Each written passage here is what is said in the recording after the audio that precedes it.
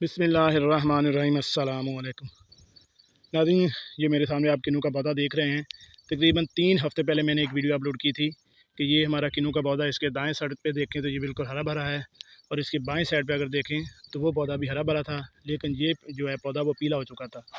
तो जब हमने इसके बारे में मशवरा किया तो हमें बताया गया कि इसको फास्फोरस और नाइट्रोजन की कमी है। इसकी आप कमी पूरी कर दें तो ये इंशाअल्लाह उस पौधे की तरह, उन दोनों पौधों की तरह हो जाएगा।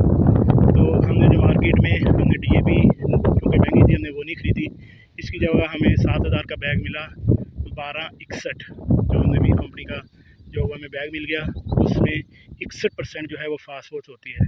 यानी वो 7,000 में आपको 1.5 बोरी जो है वो DAP मिल जाती है। तो जो उनकी हिदायत है उसके ऊपर भी उन्होंने लिखा था कि 1 से 1.25 किलो तक जो है आपने फ़ी पौधे को, जो बड़ा पौधा जिसको फल लगा हुआ है, तो आपने उसको देनी है।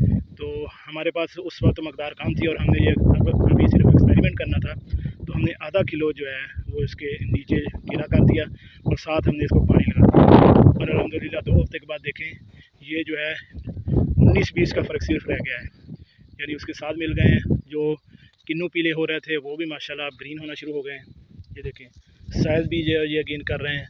जो थोड़े बहुत जो इनकी ब्लड है वो कम रह गई है, यानी 19-20 का फ़र्क रह गया है। और पौधा आपको दूर से जो नया बंदा आएगा उसको ये महसूस नहीं होगा कि इसको फास्फोरस की कमी थी या आपने इसको कोई एक्स्ट्रा खाद डाली है।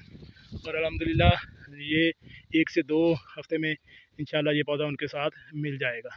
इसलिए अगर आपके पौधे भी इस तरह का कोई पीले हैं तो उनको माहिरीन के साथ चेक करवाएँ, तो या मेरी वीडियो के साथ, मेरे एक्सपीरियंस के साथ आप उसको फास्फोरस की कमी है उसको थोड़ी सी नाइट्रोजन और साथ फास्फोरस की कमी उसकी पूरी कर दें, इंशाअल्लाह आपका पौधा भी लश ग्रीन हो जाएगा।